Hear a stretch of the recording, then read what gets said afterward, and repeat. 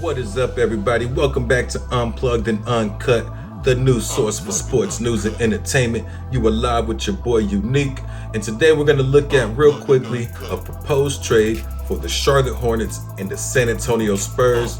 We're going to look at it briefly, and then we'll give it a grade. But we have quite a few videos today to get into, so I'm going to just jump right into this one. Off the top, this proposed trade is coming from Air Alamo. I'll put part of the article up there so you guys can all read it as well. They have the Charlotte Hornets receiving Jakob Poeltl and Romeo Langford, and the Spurs receiving Gordon Hayward and Kai Jones.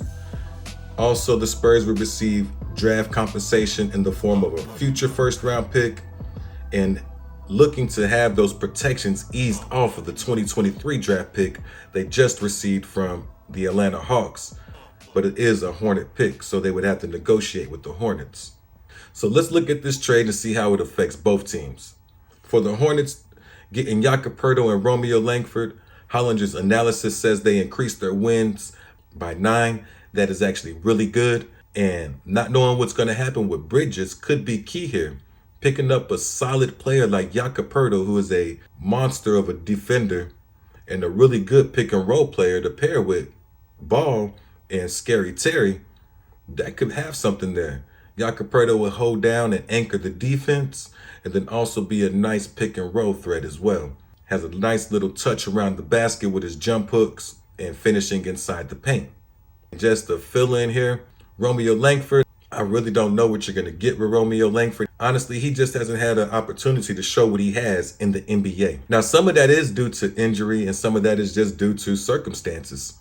Playing on a team like the Spurs that are loaded at shooting guard doesn't afford you the most opportunity to get through the rotation. So from the Hornets, I think this could be solid, only having to give up one pick and then maybe coming off those restrictions instead of top 16, make it top 10 protected. I don't know, maybe ease the protection to top 5 or remove them altogether, not sure. Like to see how you guys feel about those protections, how they should come off. Or should they just keep them there and just offer the one? If you're a Hornets fan, that might be how you feel. And we're not here to say you're wrong or right. We're just presenting this trade offer.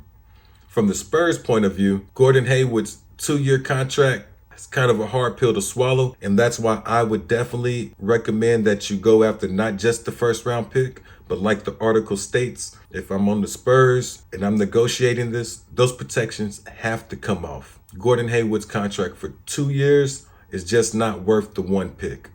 I can get one pick just for Jakob Poeltl by itself. Kai Jones is an interesting player as well, and a young prospect that you get to look at. But overall, you losing Jakob Poeltl and picking up Gordon Hayward just for that one pick, to me, from the Spurs' point, really wouldn't be worth it. But if you're telling me you're going to ease off of those protections of the pick that we got from the Hawks, then you could convince me. So guys, how do y'all feel about this proposed trade? This isn't a trade I came up with. That's why we're just running through it real quickly. I thought it was a very interesting trade proposal, and it's kind of fair. However, I think the Spurs might be able to get more for Jakob Poeltl in their available cap space.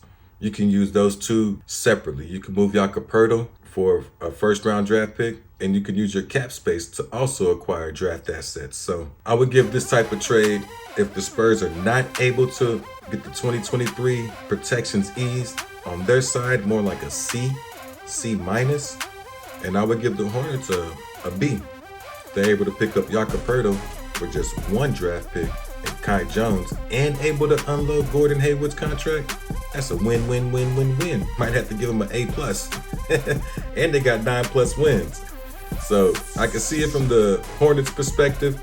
However, from the Spurs, I just can't see this trade without those protections coming off of that 2023 pick. I think Gordon Hayward's contract is just, if it was a 1-year deal, maybe you got something, but having 2 years left on that contract, it's going to be harder to move. And do you really want to buy out a player and stretch it that far out when it's that much money? That affects your future cap space. So that's why I give it a C minus for the Spurs if they were to do a trade like this. Can't wait to see what you guys think about this trade, but I just wanted to jump into this one real quickly. Thank you for tuning in. That's all we got. Let me know in the comments how you feel about it, and your boy is out. Peace.